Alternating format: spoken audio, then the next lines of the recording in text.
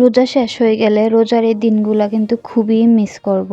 Already কিন্তু রোজা একদম শেষ পর্যায়ে চলে এসেছে। দেখতে দেখতে কি করে জানি 18টা রোজা কমপ্লিট হয়ে গিয়েছিল আল্লাহর রহমতে। আজকে ইফতার মেনুতে কি কি ছিল এবং সাথে কিন্তু আমি একটা অনেক মজাদার রেসিপিও শেয়ার করব আপনাদের সাথে।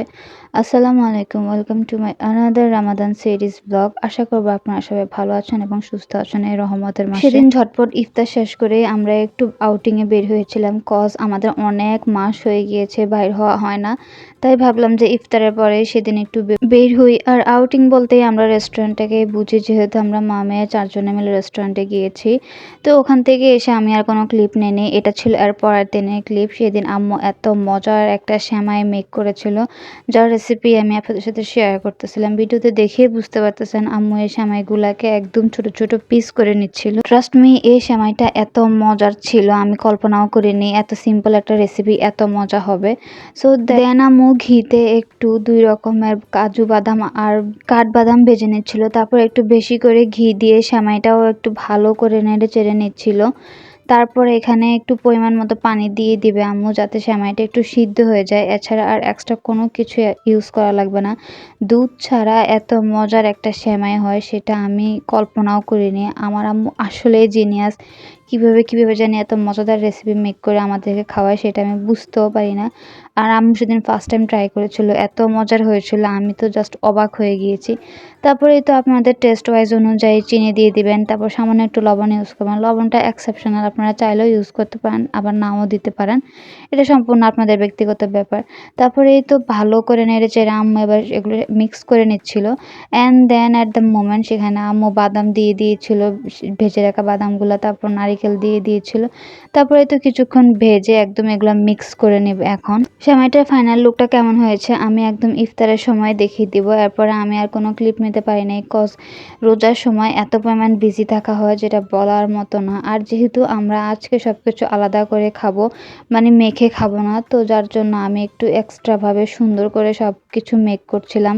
আলু চপ, পেঁয়াজু, বেগুনি আর যে বেসনটা হয় সেটা আমি অনেক সুন্দর করে অনেক কিছু দিয়ে ইউজ করে তারপর মেক করেছি। ভিডিওতে আমি দেখিয়ে দিয়েছি কত কিছু দিয়ে বেসন, আলু চপ, পেঁয়াজু এগুলো আমি বানিয়েছি। ব্যস্ততার কারণে আমি আর সেই ক্লিপগুলো নিতে পারিনি। তো আর কি করার, একদম ইফতার মোমেন্টে এসে আমি অ্যাট ফার্স্ট আগে ছোলাগুলো ভেজে নিয়েছিলাম। ছোলা ভাজা শেষ করে গরম তেল আমি একটু বেসনে অ্যাড করে নিয়েছি যাতে খেতে মুচমুচে হয়। আই থিঙ্ক এই ট্রিক্সটা কম বেশি সবাই জেনে থাকবেন, তাই আমি আর তেমন কিছু এক্সট্রা করে দেখালাম না।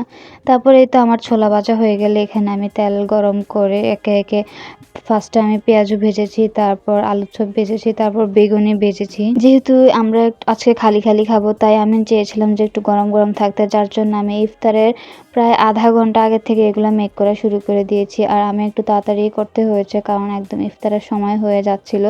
আর যেহেতু আমি শ্যুটও করছিলাম তাই সেই সময় প্রচুর পরিমাণ সময় লাগছিল।